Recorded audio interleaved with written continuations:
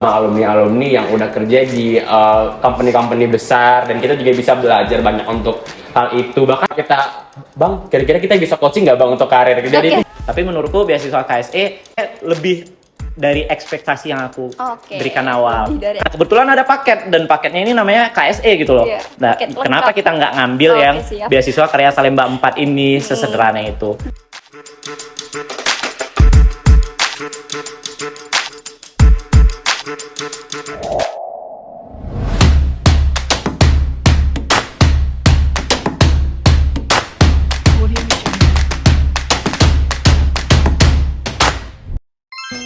Halo teman-teman semua, kali ini KSE Unan akan mengadakan podcast video, yang mana podcast video kali ini bertemakan Story of Beasiswa. Jadi Story of Beasiswa ini merupakan segmen ngobrol-ngobrol bareng penerima beasiswa KSE Unan ataupun beasiswan KSE Unan.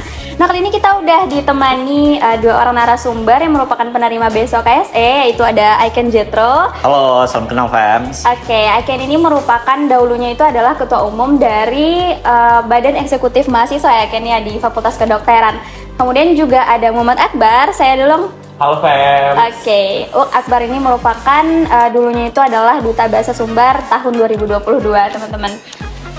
Untuk kesempatan kali ini kita bakal bincang-bincang sama Aiken dan Akbar itu tentang manajemen waktu, terus juga leadership, dan juga gimana pengalaman teman-teman kita ini di KSE Unan. Langsung aja kali ya, Akbar sama Aiken. Untuk yang pertama ini kita bakal bahas mengenai manajemen waktu dulu nih. Menurut Aiken dulu lah ya, sebagai yang dulu tuh pernah jadi ketua umum BEM dan juga sekarang menjabat sebagai Majelis Wali Amanat di Universitas Andalas. Gimana sih manajemen waktu menurut Aiken itu? Manajemen waktu itu seperti apa? Kalau kita terpapar sama kata-kata manajemen waktu, pasti teman-teman mahasiswa baru tuh udah sering lah ya terpapar sama istilah manajemen waktu. Bahkan dikasih materi di kaderisasinya itu masalah manajemen waktu. Nah, perihal manajemen waktu ini kalau kita bahas definisi terminologinya, mungkin teman-teman bisa carilah di Google atau di internet, di kamus gitu. Cuma yang aku pahami gimana cara untuk memanajemen waktu itu, dari sekian banyak yang akan kita kerjakan dengan waktu yang terbatas, gimana kita bisa mengurutkan dari yang awal sampai yang akhir, yang mana yang kita utamakan, yang mana yang kita akhirkan. Sesederhana itu sebenarnya. Kalau dari Akbar sendiri gimana? Kalau dari Akbar sendiri sih sebenarnya tuh banyak sih, seperti yang udah Baik kan bilang tadi, sebenarnya tuh banyak mahasiswa baru atau mahasiswa yang lainnya udah tahu nih manajemen waktu itu apa. Tapi kalau menurut Akbar pribadi, manajemen waktu itu adalah kemampuan kita untuk mengatur skala prioritas kita terhadap suatu hal yang kita kerjakan dalam sehari maupun jangka waktu tertentu sih. Tadi Akbar bahas skala prioritas ya. Berarti Akbar ini udah ada dong skala prioritas dalam menjalani aktivitasnya gitu. Karena kan ada aktivitas baik itu perkuliahan, terus juga ada organisasi kan. Gimana sih skala prioritas Akbar ini? Boleh diceritain dong ya? Kalau skala prioritas sendiri sebenarnya itu untuk membuat skala prioritas biasanya tuh aku bikinnya per minggu. Jadi satu minggu itu aku udah tahu mau kegiatan apa aja, ada hal rutin, ada hal baru, itu harus ada di dalam skala prioritas untuk kita mengetahui mana yang bisa kita kerjakan duluan, mana yang kita bisa atur jadwalnya agar kita bisa mengikuti semuanya tetap produktif, mengikuti semuanya yang juga tetap tidak kalau misalnya kita tuh capek untuk mengikuti kegiatan-kegiatan hal tersebut sih gitu. Jadi kalau misalkan untuk skala prioritas kita harus tahu dulu mana yang lebih penting, mana dulu kita harus kerjakan, mana yang waktunya itu terkesan cepat, mana waktunya kita harus kerjakan duluan atau yang bisa ditunda lebih dahulu gitu. Jadi gitu ya skala prioritasnya Akbar. Ngomong soal skala prioritas, Ica juga mau nanya nih sama Aiken ya, karena udah banyak pengalaman organisasi, terus kabar-kabarnya juga dulu sering banget menang olimpiade dan segala macamnya. Ica juga mau nanya nih sama Aiken, kalau bicara skala prioritas mengenai kuliah terus organisasi, gimana sih caranya Aiken untuk menyeimbangkan semua itu gitu? Problem dari manajemen waktu ini atau misalnya skala prioritas, sebenarnya perlu kita kembalikan dulu, kita menganggap semua yang kita lakukan dalam satu hari itu penting atau tidak gitu loh. Nah, kalau misalnya semua hal adalah hal yang penting, nah makanya baru kita buat yang namanya skala prioritas. Tapi kalau misalnya yang unsur yang penting ini mungkin belum kita dapetin, nah mungkin pembuatan skala prioritas tidak se-urgent itu untuk kita buat. Nah, tapi kalau misalnya Ica tadi menanyakan tentang ada akademik, ada organisasi dan segala macamnya. Dari itu kita menganggapnya semua adalah hal yang penting kan ya. Iya, betul. Nah, sejauh ini aku menyusun skala prioritas itu sesuai dengan apa yang dibekali di awal-awal sebelum masuk menjadi mahasiswa tahun 2 di Fakultas Kedokteran. Jadi kita kalau membagi-bagi itu ada yang namanya skala yang dibagi atas 4 kuadran. Jadi dia dibagi atas 2 variabel gitu. Ada yang penting atas tingkat kepentingannya dan atas tingkat kegentingannya gitu. Penting, Jadi ada yang penting, genting, penting tak genting, ada tidak penting, genting dan segala macamnya gitu.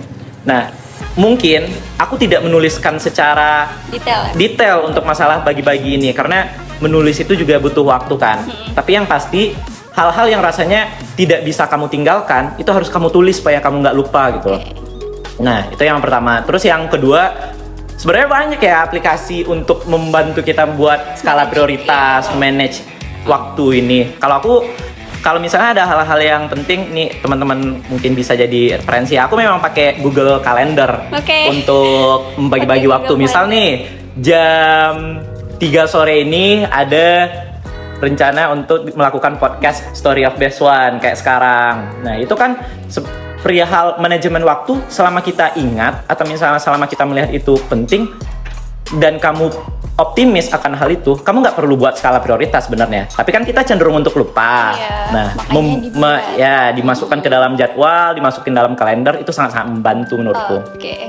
Keren banget ya teman-teman. Tadi udah dengar dari Akbar, dari Aiken pun, mereka berdua orang-orang hebat yang ada di UNAN ini, mereka menggunakan skala prioritas, mereka ada manajemen waktu dalam kepemimpinan, dalam melakukan kegiatan sehari-hari.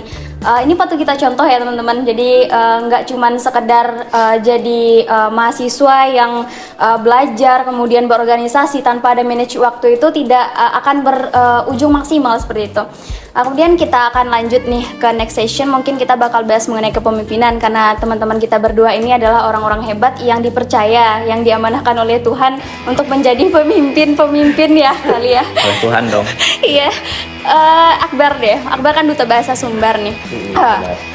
Itu kan memimpin, pastinya sudah belajar dan mempelajari mengenai kepemimpinan, leadership dan segala macam itu ya. Gimana sih pentingnya menjadi pemimpin itu buat Akbar, dan juga apa sih hal terberat buat Akbar ketika memimpin seseorang atau memimpin sesuatu gitu? Kalau berbahas sebenarnya tentang kepemimpinan itu sebenarnya itu cukup panjang ya, karena setiap orang juga punya perspektif tentang kepemimpinan.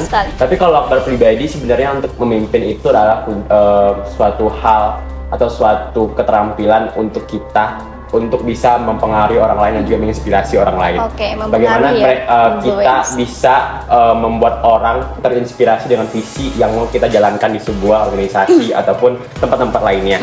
Dan untuk Akbar sendiri sih sebenarnya jadi pemimpin itu adaptif sih. Kadang ada beratnya, kadang ada wah ini jadi pemimpin ternyata ada suatu hal yang jadi benefit untuk kita ketika jadi pemimpin. Ada juga hal yang kayak wah ternyata tuh jadi pemimpin tuh berat banget ya, kita harus kayak gini gitu. Yang pertama sih hal yang paling berat itu ketika kita punya permasalahan pemahaman antara kita dan orang lain. Itu pasti terjadi sih dimanapun organisasi pasti ada hal yang terjadi seperti itu. Karena kita manusia, kita juga unik, kita juga punya hal yang mungkin kita nggak bisa dapat dari orang lain, kita hanya punya diri kita sendiri gitu. Dan solusinya sih ketika kita punya hal kayak gitu ya komunikasi. Komunikasi itu setelah aku menjalani berbagai kegiatan organisasi dan melihat berbagai pengalaman orang, aku bisa paham, oh ternyata kenapa dia orang-orang itu seperti ini, kenapa tidak semaman dengan kita, karena mungkin ada hal pengalaman-pengalaman penting yang mungkin membuat mereka itu punya pemahaman tersendiri gitu. Oh mungkin pengalaman mereka di tempat seperti ini tuh kayak gini gitu. Jadi perlu adanya adaptif kita untuk berkomunikasi dengan orang sehingga kita jadi bisa menyatukan pemikiran kita ketidaksepemahaman tersebut kayak gitu. Jadi dari Akbar ini teman-teman untuk kepemimpinan itu yang penting itu komunikasi. Nah kalau dari Aiken sendiri ada nggak masalah di dalam masalah kepemimpinan ini, dan bagaimana Aiken memberikan solusi akan permasalahan itu gitu loh, yang mendasar lah, yang biasa kita hadapi ketika kita menjadi pemimpin suatu organisasi atau memimpin apa saja lah begitu. Mungkin gimana Ken? ada masalah, kemudian barangkali bisa akan berikan solusinya gitu. Oke. Untuk permasalahan tentang kepemimpinan ini, masalah-masalah yang sering kita temui itu yang nggak jauh dari komunikasi yang Akbar sampaikan tadi. Semuanya berkaitan dengan hal itu. Iya. Nah, kalau ditanya apa aja nih yang aku udah hadapi, misalnya dalam hal kepemimpinan, itu sesederhana pemimpin yang mungkin tidak memenuhi kriteria dari apa yang diinginkan oleh anggota-anggotanya gitu. Mau bagaimanapun pemimpin itu jadi seorang yang jadi panutan, seorang yang dijadikan di lini terdepan. Kalau misalnya mau membawa satu tim, itu berdasarkan pemimpinnya sekarang lagi noleh ke kiri atau noleh ke kanan gitu. Iya. Nah, ketika mikir ya. Nah, ketika pemimpin ini ternyata aku membaginya atas 2 deh. Pertama, dia tidak punya visi misalnya, atau visinya tidak sebagus bagaimana seorang pimpin itu layak sebagai pemimpin. Yang kedua, dia punya visi yang bagus, tapi dia tidak bisa mencari cara untuk gimana caranya memastikan anggota-anggotanya itu bisa paham dengan visi yang dia punya gitu. Nah, 2 ini yang paling sering kita temui. Nah, mau itu di Hima, organisasi mahasiswa, atau bahkan di tingkat nasional, itu banyak yang bilang, nih ya, yang sering membuat postingan ini, XL Future Leaders katanya. Organisasi mahasiswa masih relevan nggak gitu? Atau misalnya menanyakan BEM itu atau Hima masih cocok nggak untuk dimasuki mahasiswa? Itu kan problem tentang orang-orang yang menjadi pemimpin ini sekarang kondisinya ada atau tidak, mereka punya visi atau tidak, dan mereka apakah bisa menyampaikan visinya dengan baik ke anggotanya atau tidak. Nah, jadi permasalahannya selalu di seputaran itu. Ada kondisinya di mana kita punya keinginan mau membawa badan eksekutif mahasiswa itu fokus dalam hal mengangkatkan isu-isu kesehatan gitu. Nah, tapi ternyata dari anggota tidak memiliki pandangan bahwa itu adalah hal yang se-urgent itu untuk kita lakukan. Nah, gimana caranya mengatur kondisi-kondisi ini bisa sesuai dengan visi yang dimiliki oleh pemimpin? Nah, menurutku itu yang jadi tugas-tugas dari pemimpinnya tadi. Nah, kemudian kalau problemnya itu terkait ini ya, tidak semua orang mungkin berpikir bahwa kenapa saya harus jadi pemimpin gitu. Kenapa saya harus menjadi seorang leader? Nah, balik lagi ke pertanyaan awal kan, seberapa penting pemimpin ini? Pertanyaannya bukan ke apakah menjadi pemimpin itu penting atau tidak penting, tapi ini udah pasti penting nih. Tapi sepenting apa menurut kamu? Nah, dia sesederhana orang tua mengarahkan kita untuk tolong cuci piring ya nak gitu. Nah, itu menurutku udah interaksi antara pemimpin dan siapa yang dikasih instruksi gitu. Dan bayangkan kalau ternyata setelah pemimpin ngasih instruksi itu kamu justru melakukan menyapu rumah gitu. Nah, nah visinya nih mau cuci piring nih, tapi ternyata yang dilakukan menyapu rumah. Nah, kayak gitu loh. Dan seminimal-minimalnya kalau nggak terlibat ke organisasi atau tidak terlibat ke paguyuban, kepanitiaan, kamu bakal jadi pemimpin untuk dirimu sendiri gitu loh. Iya, betul banget. Nah, termasuk cara yang tadi tuh gimana cara ngehandle atau menjadi pemimpin diri sendiri itu ya dengan cara manajemen waktu tadi, skala prioritas tadi. Menurutku harus diarahkan ke pribadi kita dulu, baru nanti bisa diarahkan ke organisasinya. Oke, kita udah bahas mengenai kepemimpinan oleh kedua orang pemimpin ini, teman-teman ya. Yang penting memang seperti itu, komunikasi, dan itu adalah tiang utama dari bagaimana cara kita bisa memimpin seseorang dan mempengaruhi seseorang juga, agar seseorang itu bisa mengikuti apa sesuai dengan apa yang kita mau, sesuai dengan visi dan misi kita, seperti itu kan teman-teman. Seberapa berarti sih KSE buat teman-teman berdua? Dari Akbar dulu deh, udah senyum-senyum kok gitu. Wah, kalau mungkin sebelum Akbar jelasin kenapa sih seberapa penting sih KSE buat Akbar, mungkin boleh cerita dulu. Jadi waktu dari awal kuliah itu udah nyari-nyari beasiswa lah ya. Kayak kita sebagai mahasiswa juga harus pengen tahu, saya mau cari wadah yang bisa dapatkan dukungan finansial dan juga pelatihan pengembangan diri gitu. Jadi sebelum daftar KSE juga sempat satu daftar beasiswa, cuman belum rezeki ya gitu. Nggak lolos ya, Akbar ya. Lalu di kesempatan berikutnya dikasih kesempatan lagi buat daftar beasiswa KSE gitu. Awalnya tuh nggak tahu nih KSE ini seperti apa lebih jauh, karena waktu daftar itu KSE itu belum se-hype sekarang. Orang-orang nggak paham, apalagi di fakultasku itu nggak tahu ya KSE itu apa. Tiap paguyuban kan bagian fakultas ilmu budaya itu nggak banyak gitu. Bahkan tahun ini cuma 2, aku dan koorku di pendidikan gitu. Dan kita juga jadi nggak dapat informasi nih tentang KSE seperti apa, kegiatannya seperti apa, dan sebagai mahasiswa yang harus update ya, kita harus kejar informasi tersebut karena kita yang perlu beasiswa ya kita harus cari tahu dong gitu. Akhirnya setelah lihat beasiswa KSE, oh ternyata tuh beasiswa KSE itu bermanfaat itu gitu. Iya, oke. Karena di beasiswa KSE sendiri aku nggak hanya dapat dukungan finansial, aku juga dikasih pelatihan, nggak hanya pelatihan seputar pendidik tentang kepemimpinan, tapi juga pengetahuan untuk peningkatan karir dan juga alumni-alumninya yang udah ekspor di bidangnya dan mau share ke kita bagaimana dunia kerja yang di luar saat itu, dan juga banyak pelatihan-pelatihan lainnya yang mungkin belum kita coba, yang jadi kita bisa keluar dari zona nyaman kita untuk coba hal baru, dan mungkin wah kita ketemu passion kita yang ternyata tuh berbeda banget sama diri kita sekarang kayak gitu. Dan arti KSE menurutku tuh jadi wadah untuk diriku buat keluar dari zona nyaman dan perluas zona nyaman itu sih. Oke, dari pernyataan Akbar tadi, Ica banyak sebenarnya yang ingin Ica tanyain ya Akbar ya. Yang pertama, itu dari mana sih tahu Akbar KSE ini? Apakah dari awal Akbar udah tahu kalau KSE itu bukan cuman memberikan beasiswa, tetapi juga memberikan banyak pelatihan yang kayak Akbar bilang tadi tuh, kayak banyak banget kan, yang Akbar bahkan bilang kalau misalkan potensi diri Akbar pun terlihat setelah masuk KSE gitu. Gimana Bar?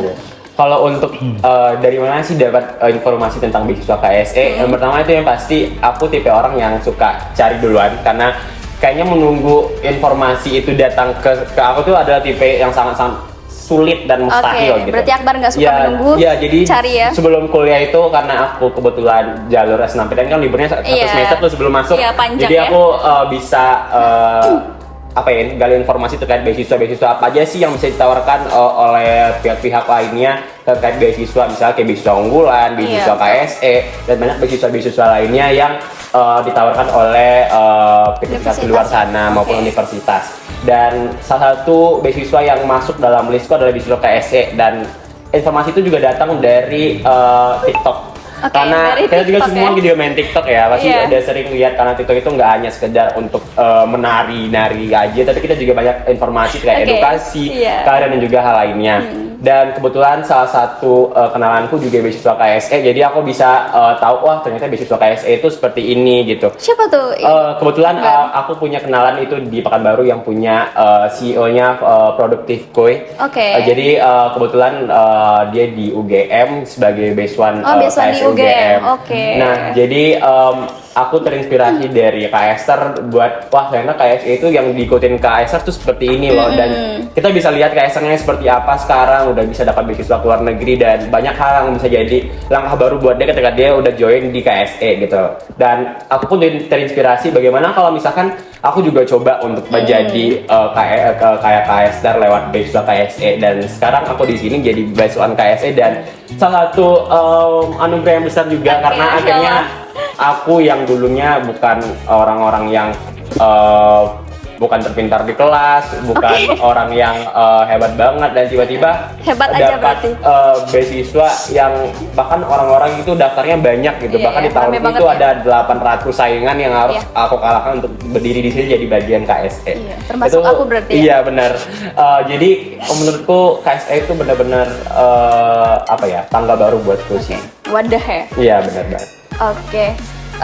Udah banyak ya yang diceritain Akbar tentang KSE. Oh ya, saya mau tanya juga, kenapa sih milih KSE daripada beasiswa lain gitu? Tadi Akbar bilang salah satunya itu KSE, berarti banyak yang lain. Kenapa milih KSE? Apa KSE ini terpilih karena memang yang lain Akbar tidak terpilih? Kita sebagai mahasiswa kita harus punya plan A, B, C, D untuk kita benarkan. Siap. Nah, KSE itu masuk pilihan terbesar karena aku juga melihat bahwa KSE bukan hanya biasanya ini beasiswa hanya memberikan bantuan finansial, udah habis stok gitu, habis untuk keuntungan finansial doang.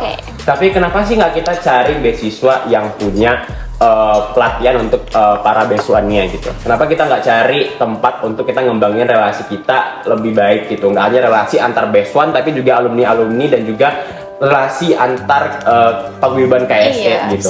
Dan aku juga bisa melihat dari kegiatan-kegiatan sebelumnya waktu aku research menjadi beasiswa KSE itu, aku lihat dulu KSE itu cocok nggak denganku gitu. Karena rasanya juga percuma ketika kita ikut beasiswa tapi kita tuh nggak cocok dengan diri kita gitu. Nggak bisa nyaman. Iya benar.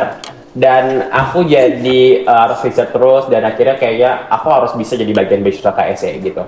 Karena menurutku seperti yang aku bilang tadi, KSE itu nggak hanya beri bantuan finansial, tapi juga bantuan pelatihan-pelatihan, relasi yang mungkin aku belum bisa dapatin itu di beasiswa-beasiswa lainnya gitu. Dan makanya aku sangat ambis banget nih untuk dulu aku tuh harus bisa beasiswa KSE, meskipun aku harus ngisi esainya nangis-nangis, nunggu surat-surat ini lama, tapi ya kayak pengorbananku untuk mendaftar beasiswa KSE itu jadi hal yang wah, beginilah perjuangan kita untuk mencapai hal yang mau kita tuju untuk sebuah impian kita gitu. Kenapa kita harus tiba-tiba menyerah dan terhenti, padahal di depan itu masih banyak pintu baru yang bisa kita coba gitu. Iya, keren banget sih sumpah ini keterangan dari Akbar ya, pernyataannya gimana Akbar itu bisa sampai terima beasiswa KSE, terus apa saja sih yang bisa Akbar dapetin di beasiswa KSE. Jadi betul ya disampaikan sama Akbar tadi, kalau misalnya di KSE itu tidak hanya memberikan bantuan finansial aja,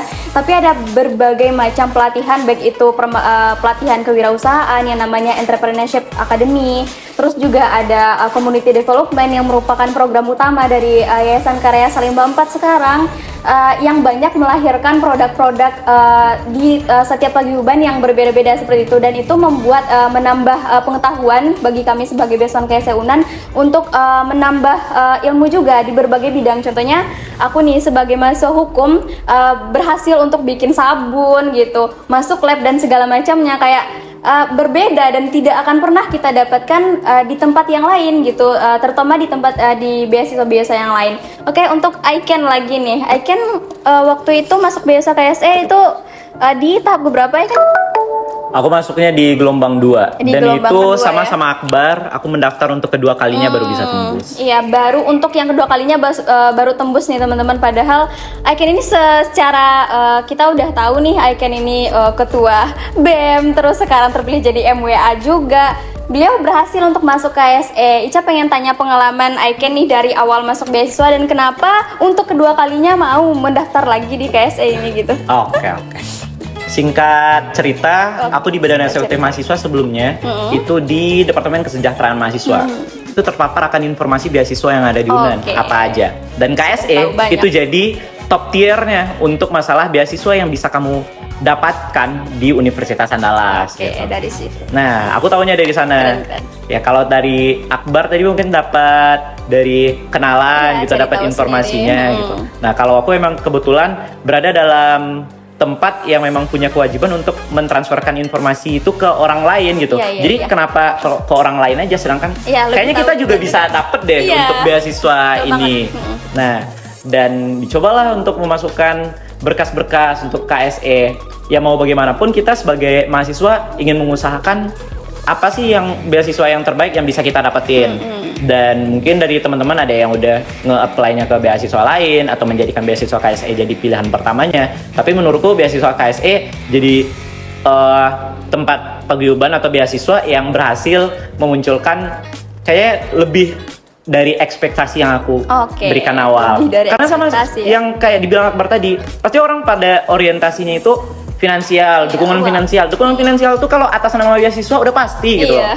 Udah pasti. Beasiswa kan Nah, sekarang kalau kita coba analogiin sama toko-toko fast food gitu, kalau misalnya ada ala carte dan ada yang paket, kenapa kita nggak pilih paket gitu loh?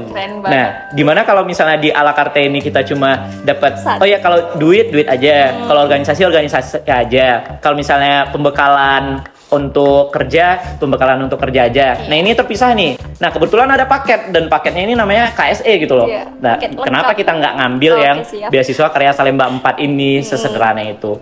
Nah, terus bagaimana aku selama di Karya Salemba 4 ini, jujur di fakultas mungkin tiap mahasiswa ya, ada yang pergi ke fakultas atau misalnya ke kampus itu untuk kuliah aja. Ada yang memang kuliah dan organisasi dan segala macamnya. Cuma yang aku rasakan nih pribadi, aku ketemu orang yang itu-itu saja. Dan otomatis pola pikirnya kurang lebih sama. Aku dari fakultas kedokteran ketemu sama orang-orang yang bakal jadi dokter gitu loh. Nah, dengan aku masuk paguyuban dari Karya Salemba 4, aku bisa ketemu sama orang yang lebih banyak gitu. Kalau ditawarkan ke mahasiswa baru biasanya dibilang kayak gini, kamu bakal dapat banyak relasi kalau masuk sini gitu. Yeah. Nah, tapi nggak cuma sekedar tambahan relasi, kamu bisa ngelihat, oh ya ternyata selain ilmu atau keilmuan yang kamu dapetin secara formal di akademi atau di kampus, kamu bisa dapetin hal yang lain juga loh yang bisa berjalan beriringan sama waktu kamu kuliah gitu. Dan itu aku dapetin di KSE. Siapa yang bakal mengira bahwa aku yang bakal diproyeksikan untuk menjadi dokter itu punya bekal-bekal juga bagaimana cara untuk berbisnis gitu. Bagaimana caranya untuk bisa pergi ke dalam suatu masyarakat yang lingkupnya masyarakat, kamu melakukan pengabdian dan mungkin namanya community development. Tidak semua dokter atau tidak semua orang yang akan berada pada pelayanan kesehatan punya orientasi yang seperti itu, dan KSE membantu dalam hal itu gitu. Kalau kita ini punya latar belakang yang berbeda-beda, dan itu justru yang menambah power ke kita nanti mau di pekerjaan. Kamu punya bekal apa? Nih contoh nih. Iya, oke. Nanti aku udah SCAT nih, udah dokter misalnya. Iya. Di atas sana semua orang udah dokter semua cuy. Semuanya Sama. udah dokter, semuanya udah dokter Iya, gitu loh. sama Yang aja menjadi ya. pembeda kamu udah dapetin apa sih selain dari perkuliahan? Dan itu yang bakal pengalamannya. jadi nilai jual. Kalau misalnya nanti di atas kamu dituntut untuk berkompetisi dengan dokter-dokter yang lain. Oke. Nah, dan bekal-bekalnya aku bersyukur dapetin di Karya Salemba 4. Oke. Tadi Aiken dari departemen apa tadi? Yang ngapain Ini beasiswa? kesejahteraan mahasiswa. Kesejahteraan mahasiswa. Ica mau tanya, tadi mengenai pelatihan-pelatihan yang ada di KSE itu berarti Aiken udah tahu duluan atau pas masuk di KSE-nya Aiken baru tahu kalau misalkan di KSE itu ada community development, ada EA dan segala macam itu? Oke, aku tahu Karya Salemba 4 ini melakukan apa. Mungkin aku tahunya sebelum masuk, ya gambaran Oke. secara umumnya aja. Ya, semua beasiswa itu menyampaikan bahwa mereka nggak dapat dukungan finansial aja, tapi ada hal yang lain. Nah, hal yang lainnya ini yang perlu kita telusuri lebih lanjut kan dari tiap beasiswanya. Nah, yang aku tahu itu ada pelatihan kepemimpinannya, ada pelatihan untuk masalah diskusi fokus group discussion, dan Komdevnya ini aku udah ketahui lebih awal. Cuma ya begitu masuk ternyata masih banyak lagi nih yang bisa kita dapetin. Iya betul, soalnya tadi kan Aiken bilang kalau misalkan KSE ini ternyata lebih dari ekspektasinya Aiken gitu. Kalau misalkan Aiken baca-baca ada Komdev segala macam, mungkin sebelum masuk Aiken nggak tahu keadaannya bakal kayak Ya, gini gitu. benar. Kita bakal mengunjungi KWT buat melakukan budidaya galo-galo dan segala macam. Mungkin Aiken nggak tahu hal seperti itu awalnya ya. Dan Ya. akhirnya kita semua jadi tahu mengenai hal-hal yang barangkali kita nggak bisa dapetin di dunia perkuliahan gitu kan. Sepakat. Oke, selanjutnya Ica mau tanya lah. Apa sih yang buat teman-teman berdua senang di KSE? Akbar dulu deh. Senang, yang bikin Akbar senang apakah temennya kah, gimana kah, atmosfernya Oke. kah?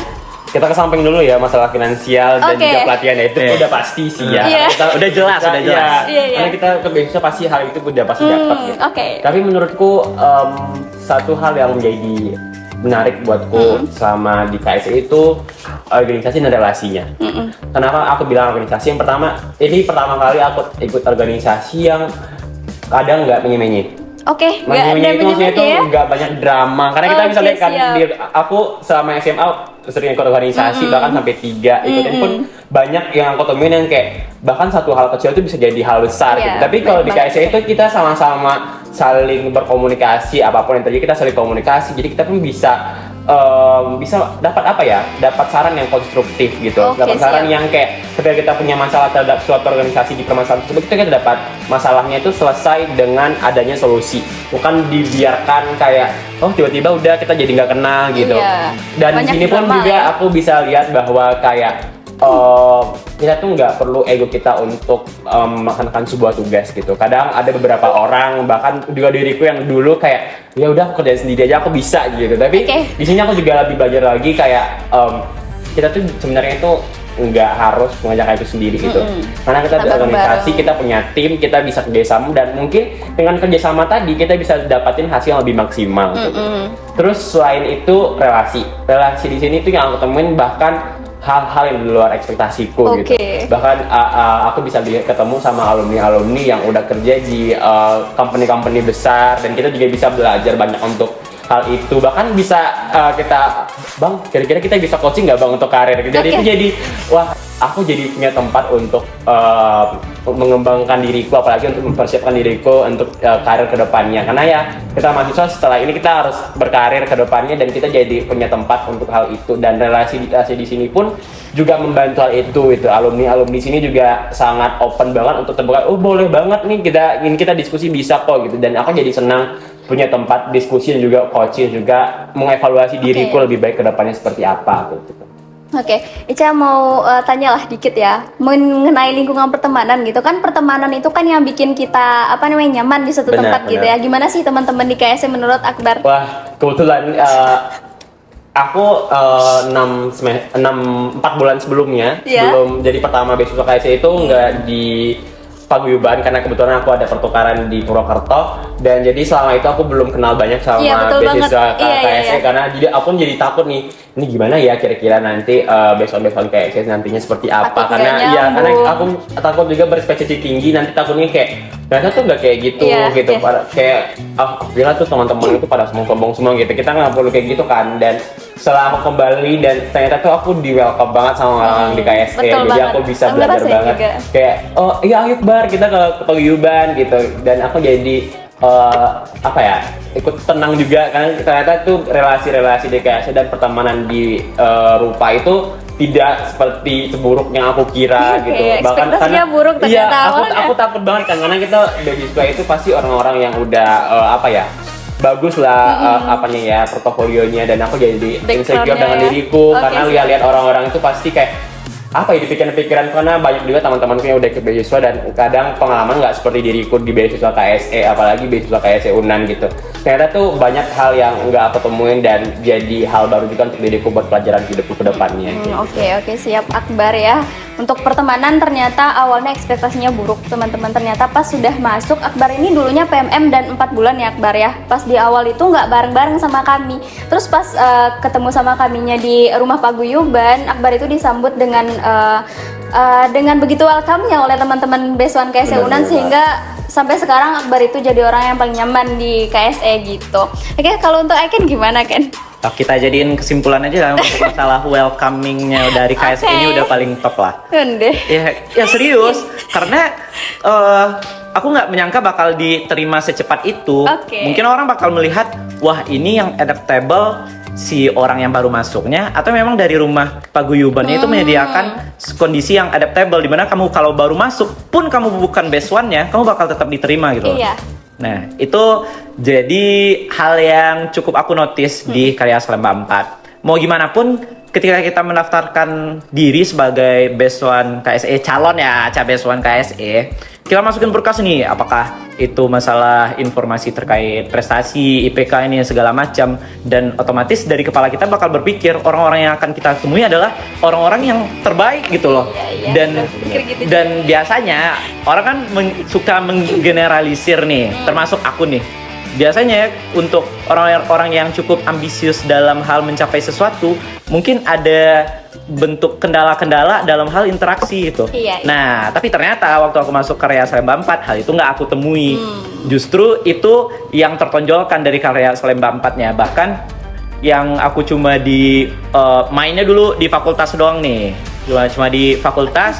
Nah, ketemu di, bukan maksudnya dikit gitu ya yang tahu sama orang-orang yang unannya. Lagian kita online kan, baktinya online, apa segala macamnya online, jadi minim gitu loh. Nah, setelah masuk KSE ini ya kenal lebih banyak orang, ternyata lebih banyak pandangan yang bisa kita terima, termasuk tadi misal masalah mentoring atau coaching, atau misalnya kita memang butuh pengarahan nih. Beda kalau misalnya dibandingkan waktu SMA kita punya wali kelas, atau misalnya kita punya guru yang memang bisa mengarahkan kita. Nah, kalau di kuliah mungkin ada istilahnya dosen pembimbing akademik, tapi itu pasti akademik doang kan.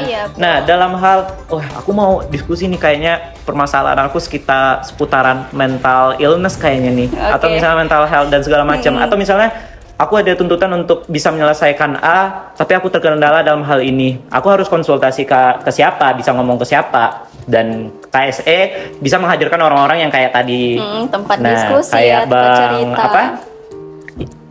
Yang ini dosen Bang Fahri ya. Bang Fahri yang dosen FISIP ya. Ya seru tuh ngomong sama Bang Fahri. Betul banget. Bagi-bagi pandangannya. Kayak gitulah untuk Karya Salemba 4. Terus itu udah yang paling cakepnya lah kalau di Cakep. karya Salemba 4. Jadi kalau kamu mau masuk beasiswa, cari yang ingin bonding satu sama lainnya, yang komunikasinya bagus, KSE bisa jadi salah satu pilihannya. Iya betul banget.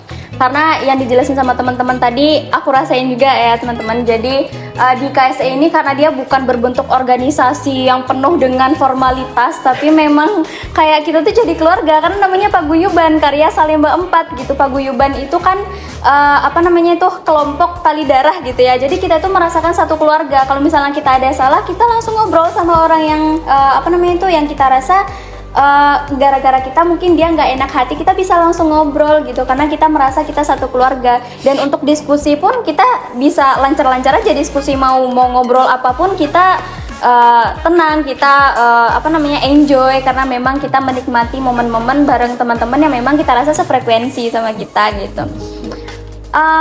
Mungkin untuk bincang-bincang mengenai KSE-nya kita sudah sampai di situ ya. Kita udah membahas mengenai manajemen waktu tadi yang begitu penting buat kita, bukan hanya untuk teman-teman yang sudah menjadi pemimpin ini ya teman-teman, cuman memang untuk semua kita itu perlu manajemen waktu. Terus kita sebagai pemimpin untuk diri sendiri, bukan hanya memimpin orang lain tapi juga untuk diri kita sendiri.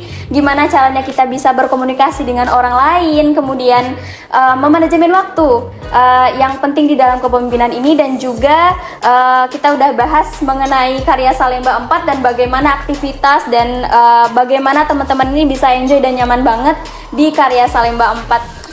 Mungkin untuk closing statement lah dari teman-teman berdua yang udah jadi narasumber kita pada siang hari ini. Dari Akbal dulu deh, kita kasih closing statementnya. Oke, jadi aku tadi udah bahas tentang manajemen waktu, kepemimpinan, dan semua itu kita dapatin juga di KSC. Iya, Jadi mungkin orang-orang di luar sana yang masih mahasiswa khususnya yang masih, saya bisa manajemen waktu, saya punya kepemimpinan, tapi rasanya itu belum terasa dengan baik gitu. Iya. Jadi kalau misalnya nanti teman-teman mungkin tahun depan nantinya kalau tertarik, jangan lupa gabung di KSC. Oke, siap. Eken? Untuk closing statement, dari semua opsi-opsi yang ada, kamu akan menjadi orang yang beruntung kalau misalnya menempatkan beasiswa KSE. Oke, jadi 3 pilihan pertama barangkali, karena insya Allah nggak akan lari dari apa yang teman-teman ekspektasikan, dari teman-teman yang teman-teman rencanakan gitu loh. Kamu bakal dapat sesuai dengan apa yang kamu inginkan, bahkan di luar dari yang udah kamu rencanakan di awal. Lebih dari ekspektasi kita ya. Benar banget. Aku setuju banget sama teman-teman yang udah jadi narasumber pada siang hari ini. Mungkin kita tutup aja ya untuk podcast video kita pada siang hari ini tentang Story of Besuan. Aku Clarissa Dirkomala, mahasiswa Fakultas Hukum sebagai Besuan KSE Unan, pamit undur diri. Selamat siang, assalamualaikum warahmatullahi wabarakatuh. Dadah.